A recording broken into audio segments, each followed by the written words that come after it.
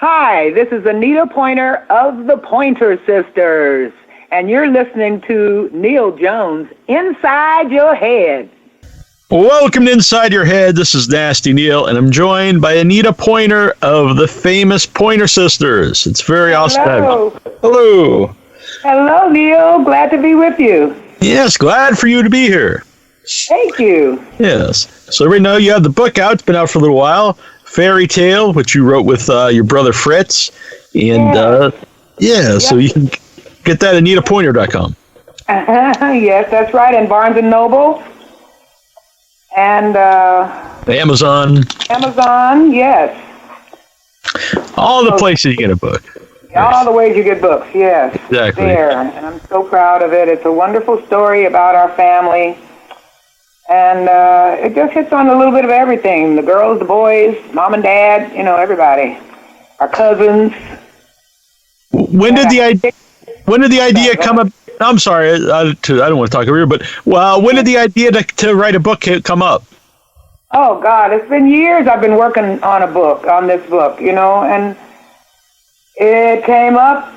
Finally, we got, a hold on it. And we just started writing it down. Because I started this, it's been like 7 years.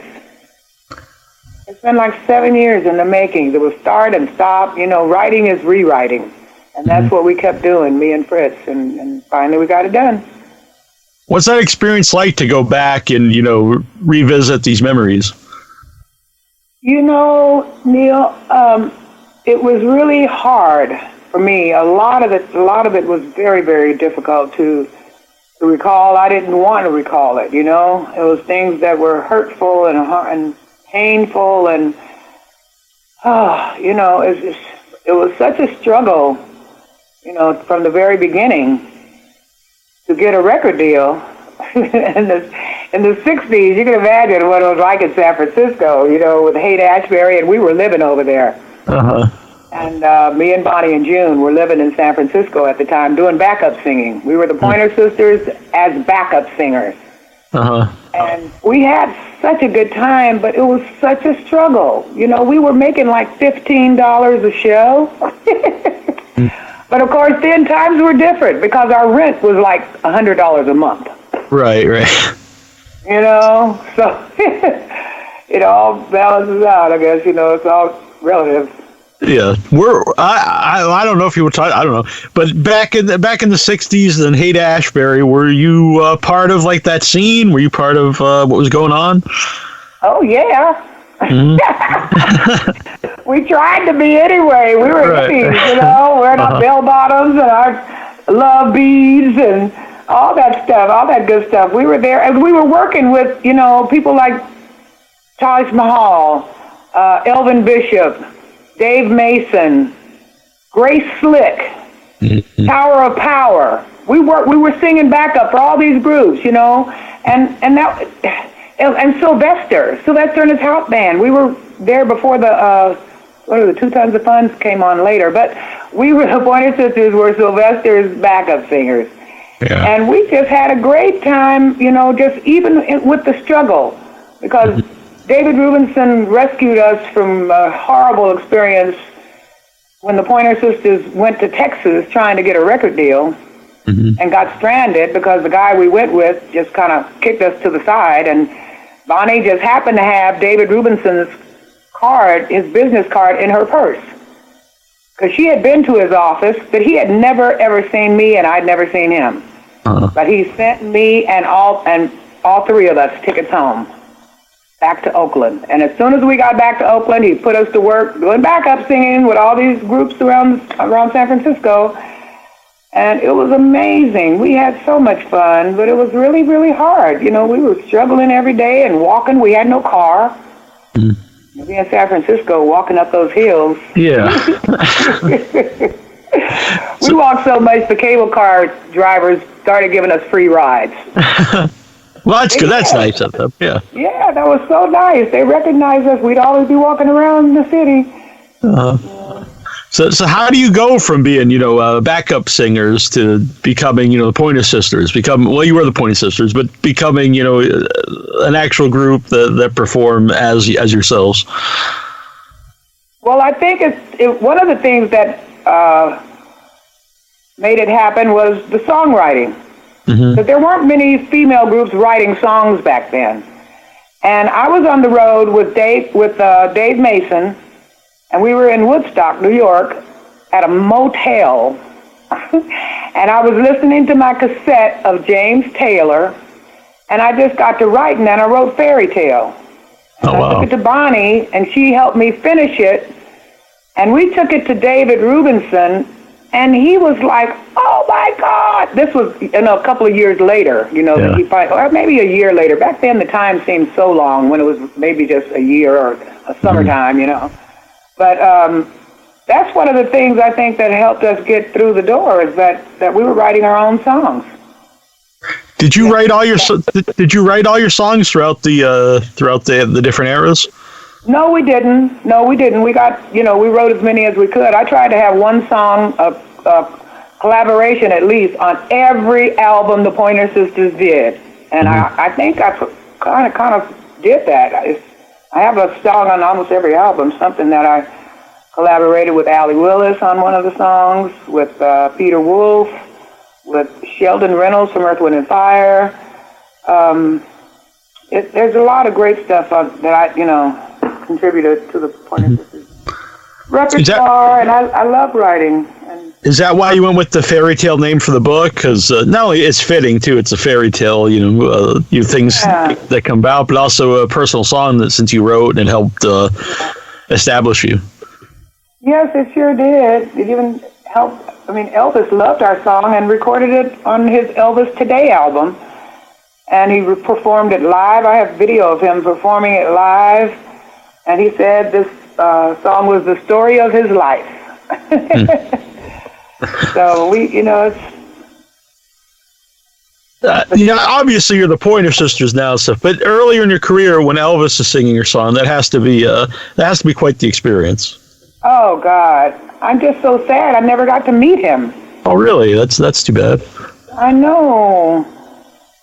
I met his daughter, Lisa Marie, but I never met him, and we were working so much during those days. I mean, we were constantly on the road, and I remember him being in Vegas, and we were hoping we could get there, but we never did, not at that time, to see him. But I love him for doing my song, and we got to the Grand Ole Opry. We were the first black female group to ever get a Grammy for a country song, and the first black female group to ever perform at the Grand Ole Opry. Yeah, it's pretty. That's an amazing accomplishment. What was that experience like? It was oh my God, I was terrified. Because, of course, we were the only black people there, and there were picketers outside saying, "Keep country music country."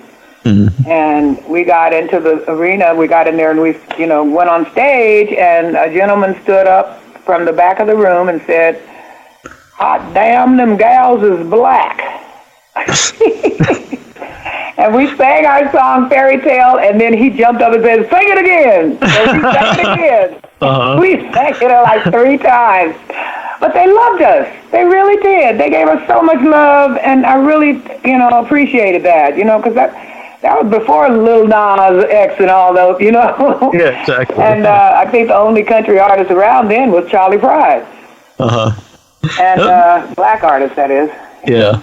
That's a good story, though, because there's someone who, maybe just through their life experience, they didn't meet any black people, but it brought some people together through music. Exactly. I'm telling you, I'm sure he was shocked to see us there. Right. Because we were the first black group to ever perform there.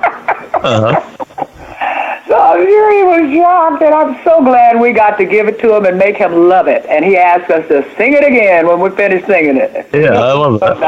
So nice. Yeah. You had so many different genres of music. Like, why was that? Was it just you were interested in different, styles of music? Yeah, we were. We liked a lot of different kinds of music, and I didn't want to get stuck into one, thing just sounding the same over and over and over again. And David Rubinson turned us on to a lot of the jazz that we did, Lambert, Hendricks, and Ross, and, with Cloudburst and Salt Peanuts and songs like that, I can still sing them. There's so much, you study, but those are the songs we really had to study for. And then the country stuff was just natural because our church was country. And, when I wrote Fairytale, I didn't start off saying I'm going to write a country song.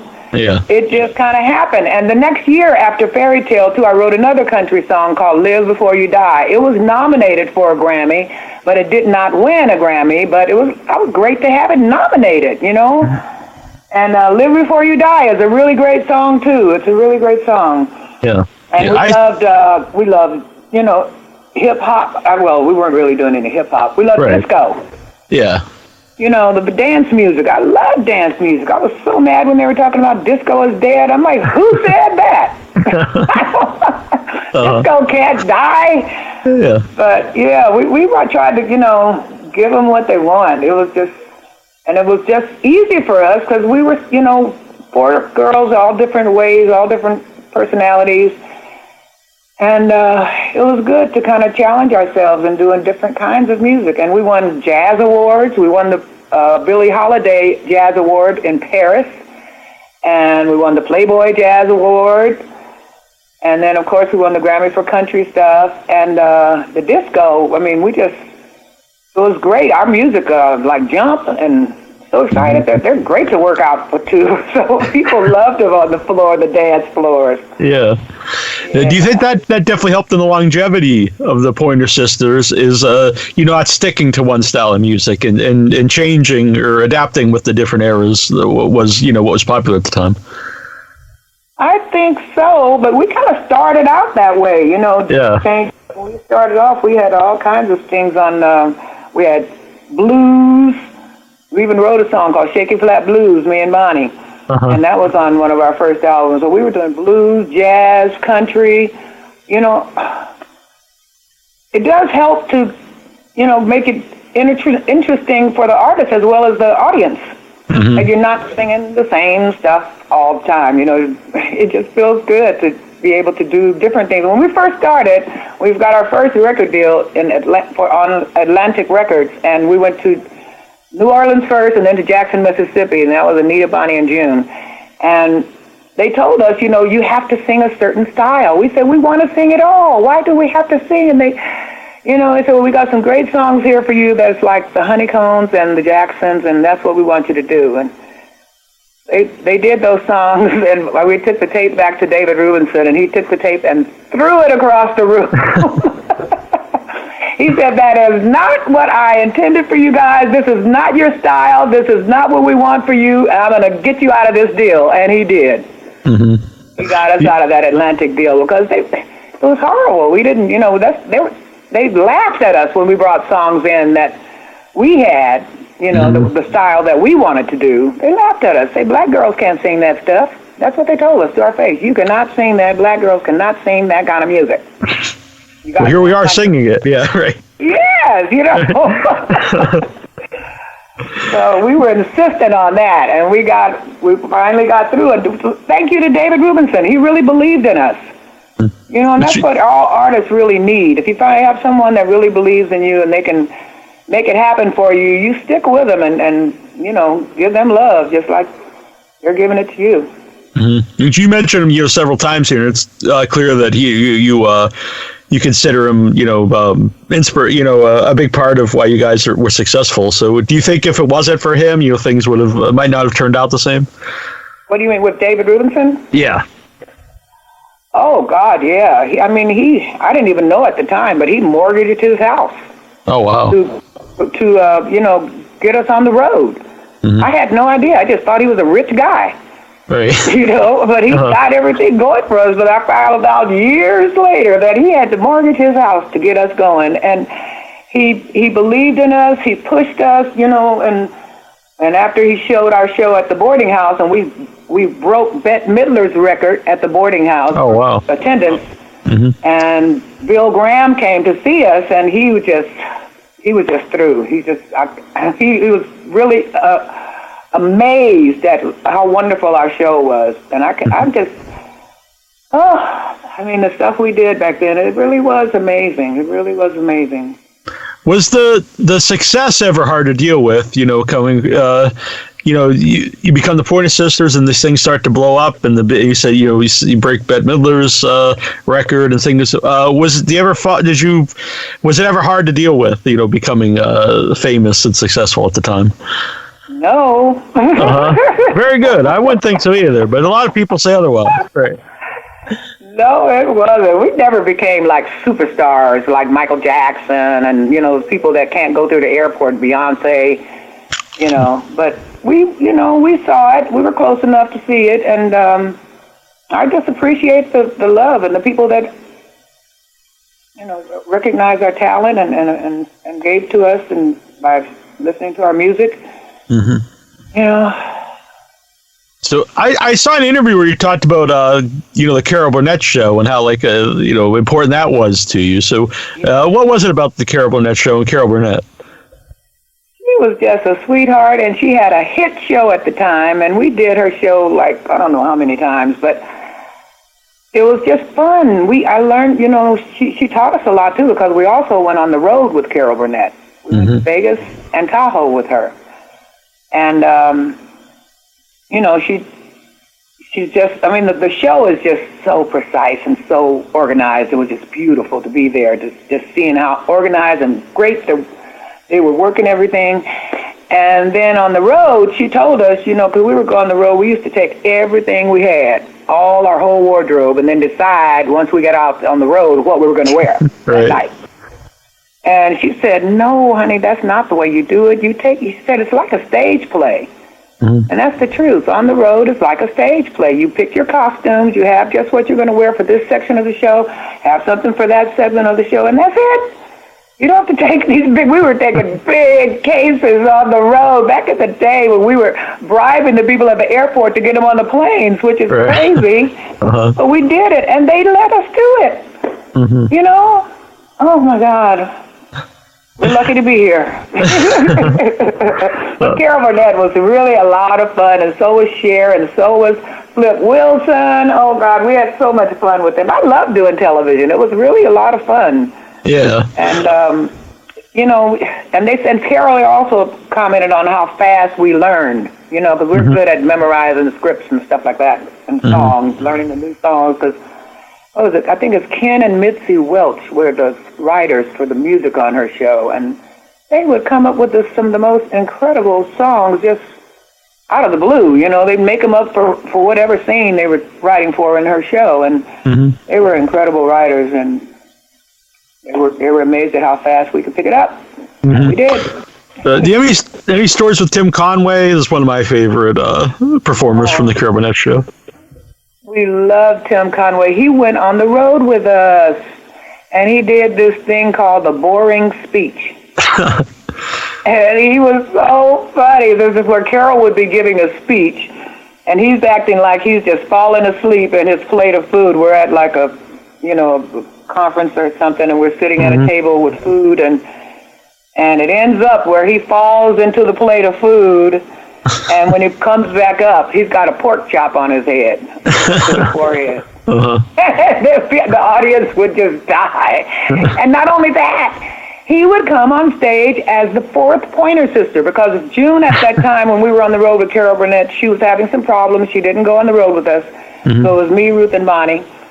And Tim would come out. Bob Mackey made a dress for him. That was just like the ones he made for us.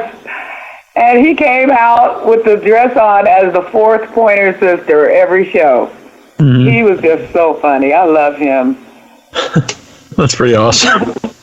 So what was the experience like going to Africa with Muhammad Ali? Oh, boy, that was really some experience, I tell you. I met some people over there and ended up going to, some homes, or what I really would say were huts.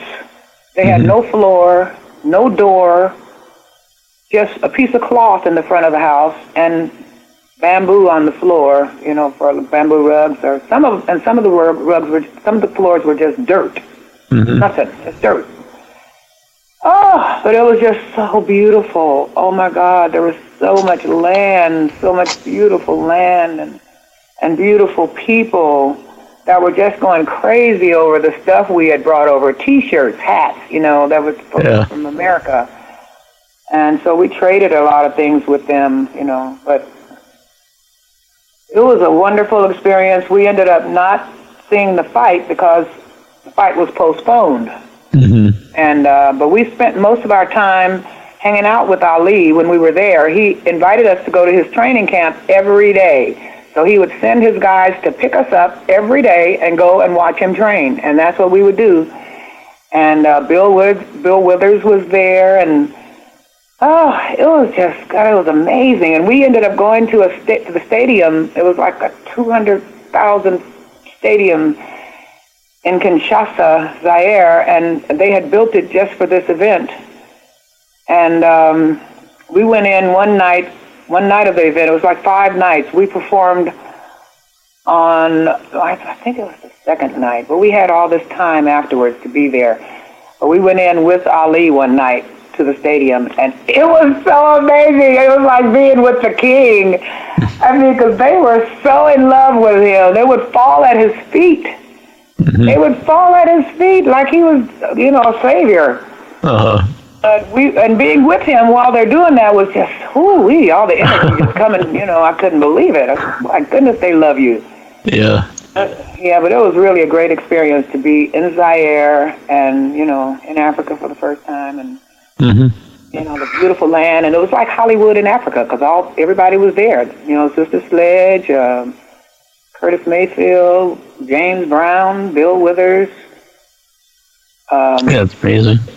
Yeah, it was amazing. Mm-hmm. Etta James was there. James. Wow. Yeah, the Crusaders, Hugh Masekela. Oh my God, when I think about all the people that were there, it was so, so incredible. Mm-hmm. And a lot of them are gone now, That's unfortunate. Yeah. So, what are some of the countries maybe surprised that you got to perform in, and were any of do different audiences in different countries react differently to when you're performing in front of them? They do. Like in Japan, they're very conservative, and they don't really applaud until the end of the show, and then they start throwing all these stuffed animals on the stage. Which I thought was kind of cool. But they loved us, and in Thailand, where they don't even speak English, they didn't even speak our language, the same in Japan, and they just loved the Pointer Sisters. They were, waiting for autographs, and I'm just so honored that they, can feel the music when you can't even understand the words. You can feel the goodness in the music. You really can. I know I have that way too with certain music that I listen to. Yeah. Did you keep any of the stuffed animals they threw on the stage? I did. I sure did. I have a bunch of them. I sure did. I kept, I keep everything. Yeah, I would too. So yeah. I do. I have animals that I got from Japan. Yes, I do. Mm-hmm. That's very cool. Yeah, it's a weird thing, but I'm also a wrestling fan, and I know from wrestling in Japan, it's the same way. Is that they don't react like they do here. They don't get into the match, but after it's over, they politely clap. It's a very different audience. That's like it was at our show. You're thinking that they don't hear you, or they're not listening or something, but at the end they let you know. They did. They let us know that they were right there with us and they loved us, and we went back several times. Speaking, you said you kept everything. Recently I had Dee Dee from the Hollywood Museum, and she wanted to say hello, Donnell, and you know Donnell? Well, I just talked to her recently for the show, and she invited me out to the museum once things get back to normal. So I will take her up on that. My angel, I love her. She gave me the whole second floor of the Hollywood Museum, and it's the most incredible exhibit you ever want to see. Donnell was just so beautiful. She's just, I've been trying to get an exhibit up for years because I collected things from the 70s, 80s, 90s, and I had it all in storage. And, I had Donnell come over and see what we had done with it. And we had, put everything in plastic and numbered and labeled everything. And it was such a labor of love. But Donnell came in and said, God, you guys have done most of the work already. I just got to get Steve and Gwen and her people together to help us get it into the museum. And Roxy, my granddaughter, and Alvin, her friend, and Chaz and JT, they went up there day and night and put that exhibit together for me, and I am so grateful to Donnell. I just can't tell you. It's like a dream come true to have that exhibit there. It really is. Yeah, it's pretty awesome. And we also have a book out. It's called Ever After, which is also the title of the exhibit, Ever After. Yeah. And the book, it's on AnitaPointer.com right now, and you can buy a digital book, but we don't have a hard copy. But digital books you can get. Yeah. And we're also working on a book on my Black collectibles, and it's called Special Things. And it'll be out soon, too, a digital book that everybody can look at while they're home in quarantine. Exactly, which we all need something to do, like listen to the podcast or whatever. Right. I tell you, it's like living in a horror movie. It is. It's very strange. I live in a small town, so I still go for my walks every day. But I went for a walk the other. It's not. I say a night walk, but it wasn't that late. But there wasn't a soul anywhere, and it was like a movie where it's it was like post-apocalyptic, but it was very much like that. I took a picture out in the middle of the street because there wasn't a car anywhere, and nobody, no cars. Yeah. Oh my God, that's how it is here. Because usually LA is ridiculous traffic. I mean, just totally ridiculous. But there's nobody on the streets now. It's like a ghost town. Yeah. And it's almost scary. It is. It's a creepy feeling to be out there. Way. Yeah. I'm so glad when we're past all this, because it's such a disturbance in our lives. Everything's affected. Everything, the stores, the food, the travel, the hospitals. Yeah. I feel bad for a lot, like the small businesses and theaters. I like to go to the movies, and a lot of them they may not reopen, and I mean, I feel so sorry for those. There was a girl on TV this morning saying she had been working on this project for 3 years, and they were just about to open in March, and they had to close everything down. The theater in Burbank. She said she's been working on this project. They did a movie, and they were going to have a screening in March, and they had to shut it down. And there's so many, like the college students who worked all this time to graduate, and it's just affecting everyone, everywhere. Yeah. I made my first short film last year, and it was in festivals, and was going to play here. I'm in Massachusetts, and was going to play this one. It's played other ones, which I'm grateful for, but was going to play in Boston, which I was really looking forward to, because it's the first festival I ever went to, and to have my movie there, I was like, this is very cool. Yeah. But unfortunately, it was going to be like 2 weeks ago, and it's postponed, so I'm not sure when, but hopefully it still happens. Oh, my goodness. See there? That's what I'm talking about, Things that people have worked on and put so much hard work into, and if everything stops, everything just comes to a stop. Nothing else can happen. It's so hard, Lord. Yeah. Well, I hope your project comes through. Well, thank you. I appreciate that. Yeah. I was out in LA in December, and so I was walking Hollywood Boulevard, and so your stars there, the Pointer Sisters. What was that experience like to get a star on the Walk of Fame? Oh, that was unbelievable. Our manager, Sterling Winters, was our managers at the time. Jason Winters and Eric Sterling, and I guess you have to do a petition or something with the city council to get them to approve that you are worthy of the star. And they granted us the star. And we had a big ceremony out on the street, and then we had a big party at the House of Blues. Mm-hmm. It was just so wonderful. It was kind of a kickoff to the Ain't Misbehavin' tour also that we did. So okay, very cool. Yeah. So I was born in the 70s and grew up like in the 80s. So a lot. As a child. So a lot of the music, like I know of your guys, is the 80s and stuff that was like on MTV and stuff. So what was that era like though, with the rise of music videos? Oh God, it was fabulous. Because I remember talk about music videos in the early 70s.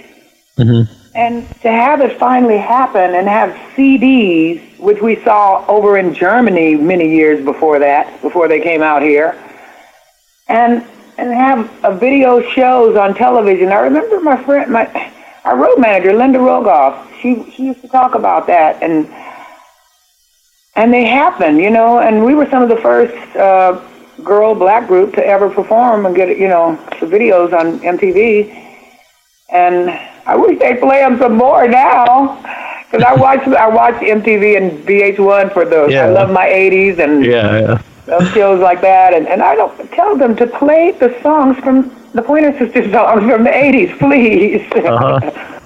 But that was a thrill. It really was great. We broke, you know, we opened a lot of doors, and I'm so happy we did, and I appreciate all those who went before me, who opened the doors for me, you know, from Aretha, Diana Ross, Gladys Knight, you know, the Supremes, the Emotion, all those. And then we came along, and we opened doors for people like the Emotions and Destiny's Child and TLC, and, you know, it's like a revolving door. You get and you give and you receive. You give and you receive. Keep on going. When I mentioned you're coming on, I get a lot of people sending in questions here on social media. If you don't mind answering a few. Okay, I'll take it. All right. William wants to know, what was it like entertaining the troops during the Persian Gulf in 1991 with Bob Hope? Oh, that was so wonderful. Oh, my God. Just being in that part of the world, you know, and flying in those Army helicopters and being on the Navy ships. We had Christmas on one of the Navy hospital ships, and it was a thrill. It was a real different experience. I remember us being on one of the ships, and I went to sit down, and one of the servicemen told me, "Don't sit there." I said, "Why? What's wrong with it?" He said, "It's a bomb." I said, "Oh, God." Jeez, yeah. I won't sit there. And Bob Hope was just great. We had wonderful time with him performing for the troops, and they seemed to love us. A lot of them wanted to come home with us. They told me that. But, you know, they were over there doing their job, serving their country, and I really loved them for that. And then we came back to the States, and they had a big show at the Universal Amphitheater. And it was, you know, the Pointer Sisters and Bob Hope, and it was even Barbara and George Bush. Oh, okay, yeah. Yeah, they were there, and we had a big show there. We performed. God, I wish I had a copy of that performance. It was wonderful. I wonder if I could find that. That's another. But it was great. We had a fabulous show back in L.A. for, you know, the troops and everything, and it was televised, too. Yeah. Mike wants to know, what was it like recording a song for Sesame Street? Oh, God, that was so cute. We loved it.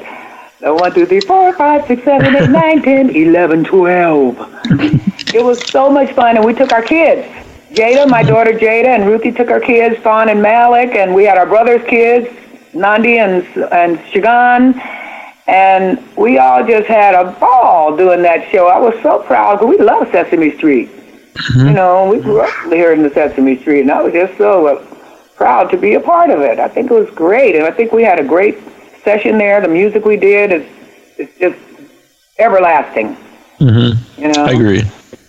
Yeah, I love it. Let's see here. Some people ask stuff we already covered, but H. Scott wants to know, what was it like filming Car Wash with Richard Pryor? Ooh, my goodness. Car Wash was such a treat. And we just happened to be at a friend's house in L.A., and he came in, Gary Schomburg, and said, "I'm doing a movie." And we said, "Put us in the movie," you know? And he said, "Okay," and he did.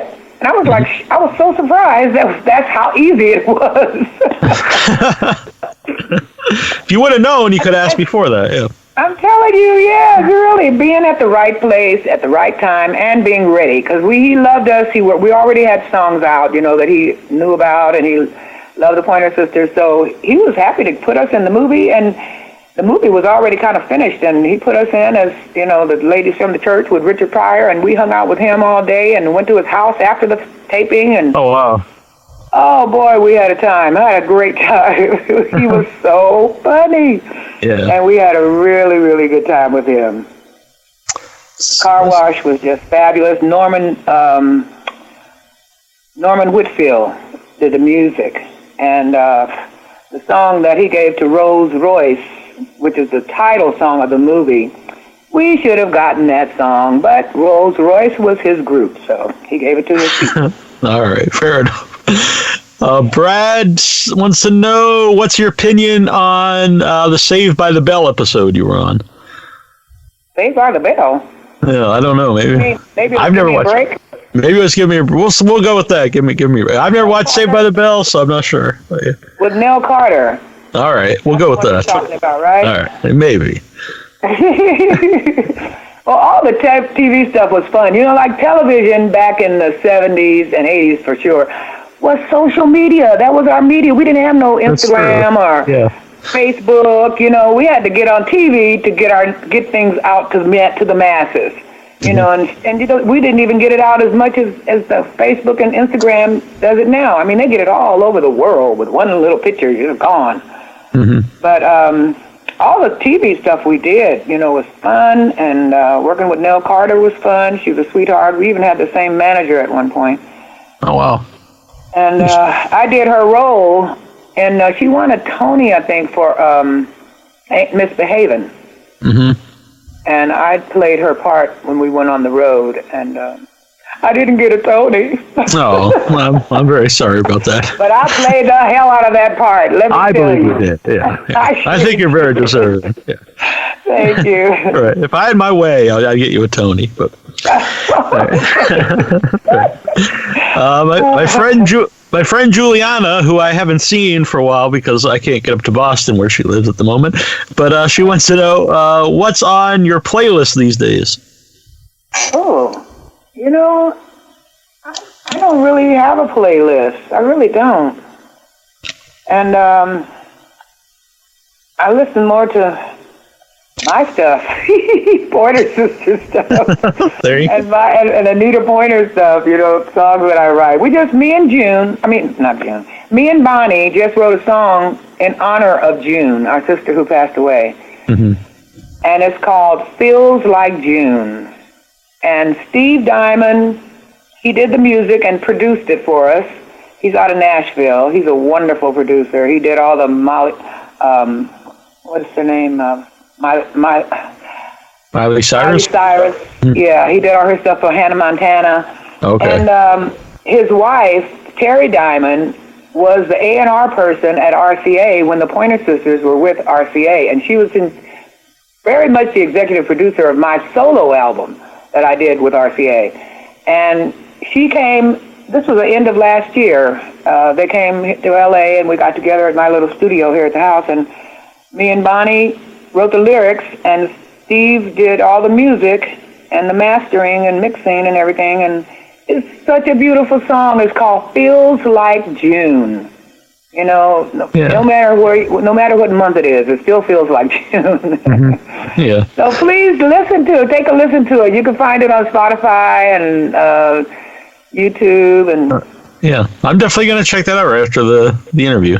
It's also obviously very personal to you, too, about your sister. It is. You know, I wrote all the verses, and Bonnie came in and helped me finish it up, and she wrote the rap, and, you know, but it really touched me just to write that song. It took a while, because I started writing it months before me and Steve got together again. It was months, it was like maybe a year before we started it, and,